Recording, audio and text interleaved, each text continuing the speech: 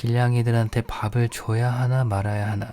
오늘은 그 얘기를 좀 해볼까 하는데, 지금 보시는 고양이는 길냥이 출신이고 태어난 지는 한 8개월, 9개월 된 코숏 암컷이고, 이름은 양말이고 3색이에요. 아빠의 색깔이 다르죠. 특이하게 장소에 대해서 낯을 가리지는 않더라고요. 사람은 안 가리는데 킹이를 가리더라고요. 잘은 모르겠는데 중성화를 무슨 공공기관이 있나봐요. 거기서 중성화를 하면 뭐 길을 잘라서 표시라고 방생을 하는데 킹이랑 놀라고 제가 키우고 있는 거죠. 실제로 제 주변에도 고양이를 좋아하지 않는 또는 싫어하는 사람들도 있습니다. 눈빛이 마음에 안 든다나? 어쨌든 그래서 캣맘들이랑 싸우는 사람들의 심정도 이해가 안 되지는 않습니다. 밤에 고양이가 막 울면 본인이 피해를 받는 것도 있으니까. 저도 처음에는 고양이 이미지가 주로 길고양이를 봐왔기 때문에 그냥 지나가는 동물이구나. 저기 비둘기도 있고 메뚜기도 있고 바퀴벌레도 있고 쥐도 있고 사마귀도 있고 파리, 모기 다 움직이잖아요. 다 동물이라는 거죠. 그러면 왜 고양이는 밥 주고 다른 동물들은 왜 밥 안 주냐? 고양이가 조금 애매한 부분이 있는데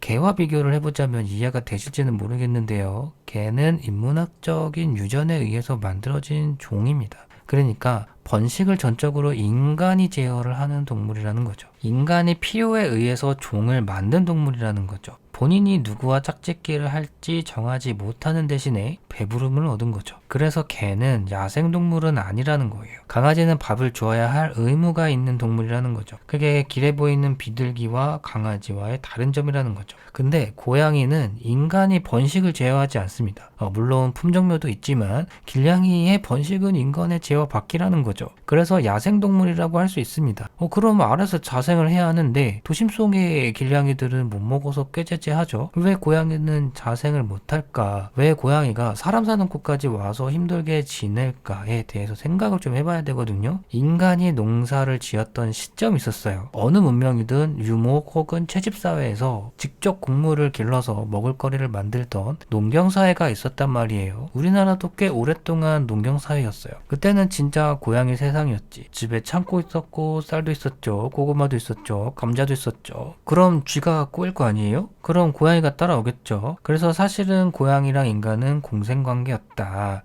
고양이는 쥐를 잡아먹었었고 인간은 고양이가 있음으로 해서 식량을 쥐로부터 지켰다. 구두 계약의 사실은 없지만 암묵적 계약 관계였다라는 거죠. 산업화가 되고 나서 도시가 생겼죠. 도로가 생기고 자본주의가 생긴 지 그렇게 오래되지 않았어요. 우리나라가 정말 급하게 발전을 했죠. 기껏해야 1950년, 60년부터 시작됐지만 본격적으로 경공업, IT업이 활발해진 건 그렇게 오래되지 않았단 말이에요. 아파트가 지어지고 담장이 높아지고 현관에 비밀번호가 생기고 집 비밀번호 말고 아파트 입구에 또 서울에 웬만하면 다 있어요. 왜냐면은 잡상을 들어오지 말라고 만들어 놓죠. 그래서 보통은 비밀번호가 2개란 말이에요. 자, 우리 집으로 얘기하자면 우리 집에는 쌀이 없습니다. 햇반은 몇 개 있는데 쌀이 없어요. 고양이 사료는 있는데 찬장에 라면은 있는데 감자, 옥수수 그런 건 없죠. 과일 같은 건 조금 있지만은 죄다 가공식품이에요. 원자재 식품이 거의 없는 거죠. 그래서 제가 사는 건물에는 쥐가 없습니다. 지은 지 3년 된 신축 건물에 쥐가 있을 리가 없죠. 그래서 고양이들이 잡아먹을 쥐가 없어요. 고양이 개체수가 줄게 되죠. 먹이 사슬 관계가 무너지게 되는 거예요. 인간과 고양이와의 공생관계가 깨진 거예요. 아파트, 오피스텔이 많아질수록 고양이가 살 수 있는 곳은 더 사라지게 돼요. 제가 최근에 고양이가 쥐를 사냥해 본 걸 본 게 3년 전쯤 됐을 거예요. 그때 영등포 당산동에 살았었는데 예전에는 그 동네가 달동네였다고 하더라고요. 지금은 빌라촌으로 개발이 좀 되었는데 그래서 그 동네가 쥐가 좀 있더라고요. 나는 진짜 영웅 고양이를 보는 것 같더라고요. 더러운 걸 어떻게 저렇게 잽싸게 아무렇지도 않게 잡을까?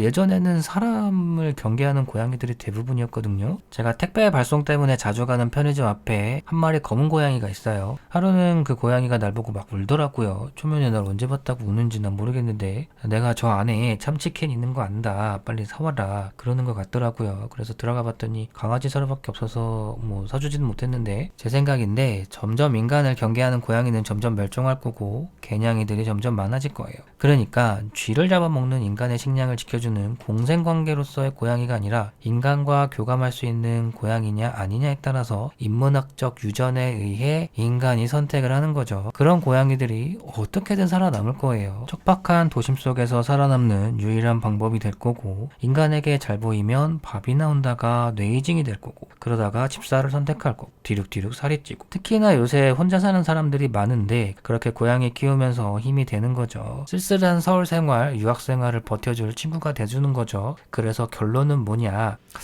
동네에 캣맘이 많더라고요. 그래서 나까지 고양이 사료를 줄 필요는 없지 않나. 고양이 숫자만큼 캣맘도 있어야 하는데 내가 캣맘이 될 자리가 없더라고요. 먹이사슬에 개체수 조절은 해야 하지 않나 싶습니다. 그래서 나는 길냥이들한테 밥을 안 줘요. 뭐 그런 의견도 있더라고요. 고양이가 자꾸 쓰레기통을 뒤져서 밥을 준다. 음식물 쓰레기 봉투를 담는 음식물 쓰레기통이 있거든요. 좀 높은 거 있어요. 뚜껑 닫혀있고 최소한 뭐 그렇게 돼야 되는데, 홍대도 가끔 보면 바닥에 음식물 쓰레기 봉투째로 바닥에 버려져 있는 걸 보기도 하는데, 그거 뭐 고양이가 다 헤집어 놓으라고 그렇게 버린 건가 싶거든요. 생각이 없는 거죠. 전봇대 앞에 그렇게 버리면 그거 누가 치우나. 예전에 동교동 살 때 집주인이 하는 말을 인용을 하자면, 고양이한테 밥 주면 여기저기 똥 싸서 난리가 난다. 뭐 난리가 나는 것도 맞긴 한데, 고양이의 변냄새가 근처의 동물을 쫓습니다. 비둘기나 뱀이나 뭐 서울 곳곳에 은행나무 심은 거랑 비슷하죠. 은행이 병충해를 막는 역할을 합니다. 근데 그것도 정도가 지나치면 난리가 나는 거죠. 서울에 뱀이 어딨나? 예전에 당산동 살 때 집주인이 하는 말을 인용을 하자면은, 뭐 말 못하는 동물 도와주면 나중에 복 받을 거다. 그렇다고 막 사료를 그렇게 퍼다 주고 막 번식시킬 필요는 없어요. 그렇게 너도 나도 고양이 밥 주고 번식해버리면 중성화 시키는 속도를 따라가지를 못해요. 지금도 마찬가지고, 진짜로 그 고양이가 행복하게 살길 바라면은 밥을 줄 게 아니라 행복해지는 방법을 알려줘야 하지 않나.